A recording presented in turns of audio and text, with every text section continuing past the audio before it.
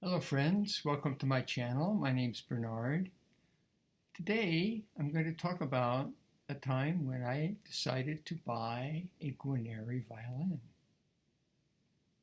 I don't know exactly when the idea of buying a Guarneri came into my head, but it did, and it motivated me when I was really young person to save every penny. My allowance, whenever I got any money, I was always saving it. And now, from my perspective, so many years later, I don't know how I transitioned from Guarneri to playing a Gan, then buying a Lupo, and then finally buying a Guarneri. I guess maybe it was the idea of investing in one violin and then applying that investment to another, more expensive one. It's funny that God spoke to me like that, wanting a Guarneri violin, when my first love was the Hart Strad played by Zino Francescatti.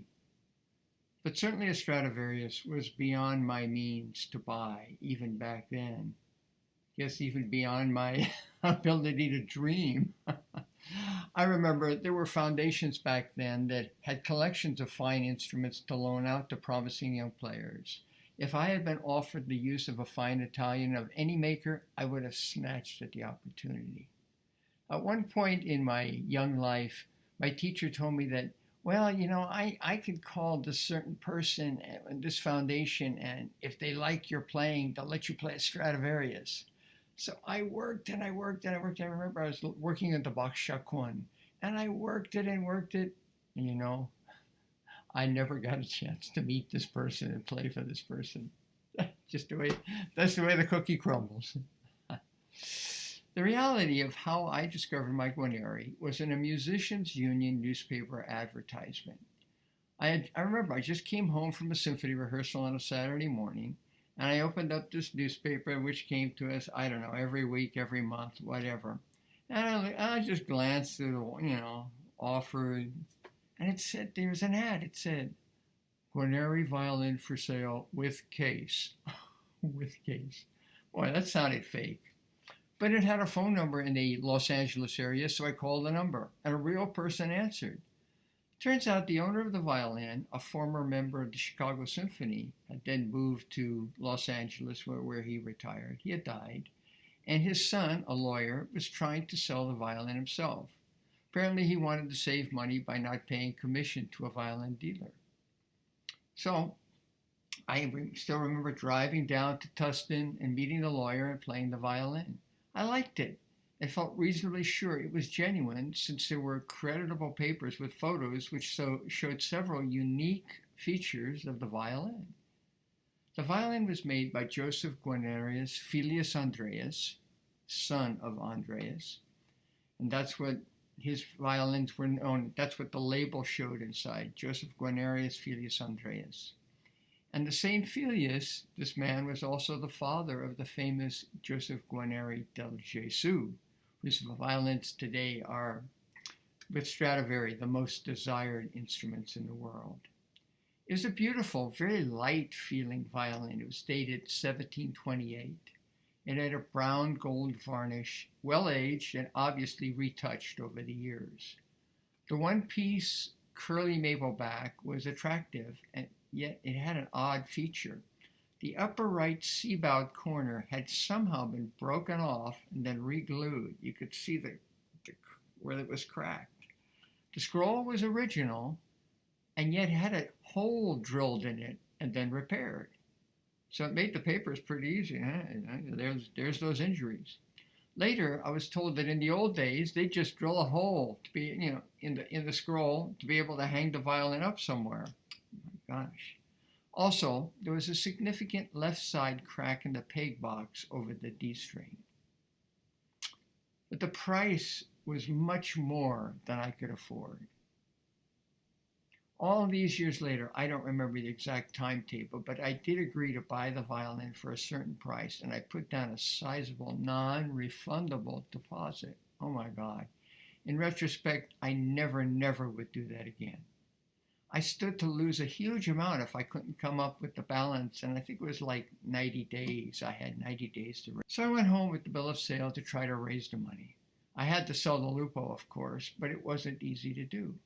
I tried many different people to see if there was interest. Ultimately, it was Frank Passa, the guy who sold the Lupo to me in the first place. And he actually sold it for me when I needed it to buy the Guarneri. It was a funny situation. He called me to let him see the violin, so I brought the Lupo to his shop.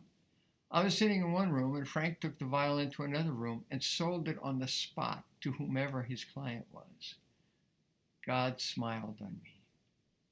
But then I needed even more money to swing the deal. Luckily, I was able to take out an equity loan on my house. Interest rate 17% per year, on top of the 11.75% I was already paying on the first loan. That's how interest rates were back in those days. But the deal was done. I had a cashier's check made out to the lawyer and booked a flight to Los Angeles International. The lawyer met me with violin and case in hand. We signed the papers. I gave him the check.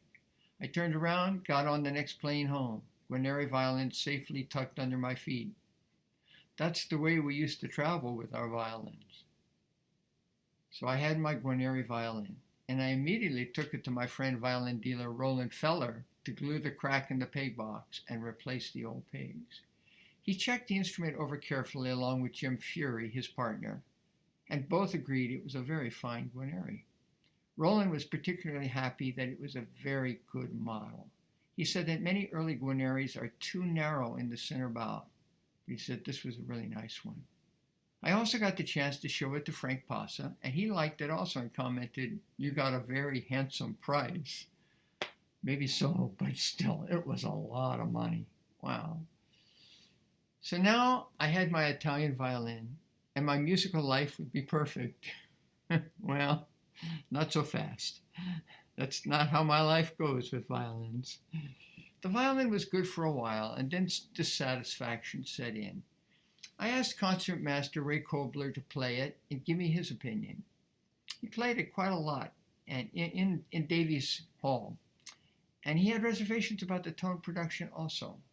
So I took the violin back to Roland to ask for his opinion, and he thought that maybe because of the violin's age, it might be time for a replacement breast patch. A huge job, very expensive, very time-consuming.